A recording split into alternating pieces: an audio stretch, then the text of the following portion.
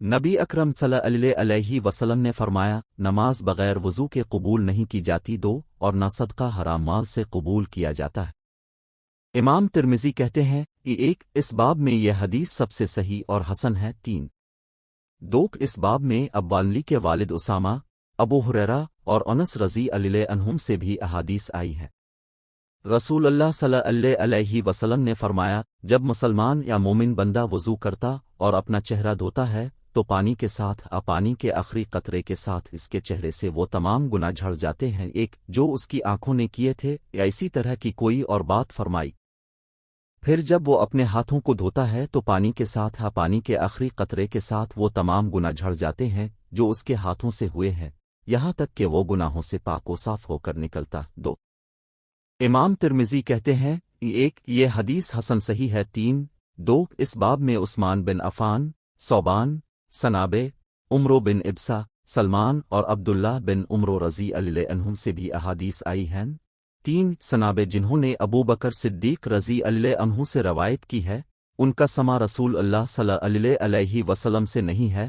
ان کا نام عبد الرحمن بن اسلح اور کنیت ابو عبداللہ ہے۔ انہوں نے رسول اللہ صلی اللہ علیہ وسلم کے پاس سفر کیا، راستے ہی میں تھے کہ رسول اللہ صلی اللہ علیہ وسلم کا انتقال ہو گیا۔ انہوں نے نبی اکرم صلی اللہ علیہ وسلم سے متعدد احادیث روایت کی ہے۔ اور سنابے بن اسرا ہم صحابی رسول ہیں، ان کو سنابے بھی کہا جاتا ہے۔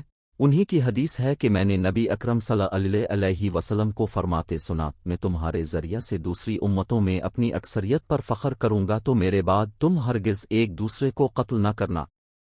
رسول اللہ صلی اللہ علیہ وسلم نے فرمایا، نماز کی کنجی وضو ہے اور اس کا تحریمہ صرف اللہ اکبر کہنا ہے۔ ایک اور نماز میں جو چیزیں حرام تھیں وہ السلام علیکم ورحمۃ اللہ کہنے ہی سے حلال ہوتی ہیں۔ دو امام ترمذی کہتے ہیں ایک اس باب میں یہ حدیث سب سے صحیح اور حسن ہے۔ دو عبداللہ بن محمد بن عقیل صدوق ہیں۔ تین بعض اہل علم نے ان کے حافظہ کے تعلق سے ان پر کلام کیا ہے۔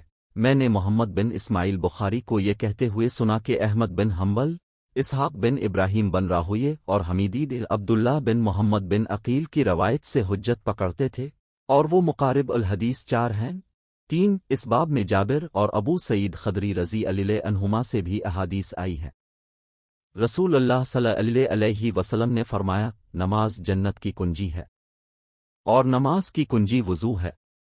نبی اکرم صلی اللہ علیہ وسلم جب قضائی حاجت کے لیے پاخانہ میں داخل ہوتے تو یہ دعا پڑھتے، اللہم نعوذ بمن الخبث والخبیث والخبث والخباث دے اللہ، میں تیری پناہ چاہتا ہوں ناپاکی سے اور ناپاک شخص سے، ناپاک جنوں سے اور ناپاک جنیوں سے۔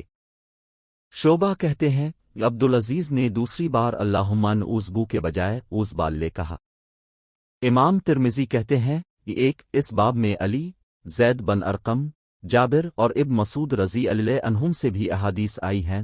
دو انس رضی اللہ عنہ کی حدیث اس باب میں سب سے صحیح اور عمدہ ہے۔ تین زید بن ارقم کی سند میں اضطراب ہے۔ امام بخاری کہتے ہیں کہ ہو سکتا ہے قتادہ نے اسے زید بن ارقم سے اور نظر بن انس انبا دونوں سے ایک ساتھ روایت کیا ہو۔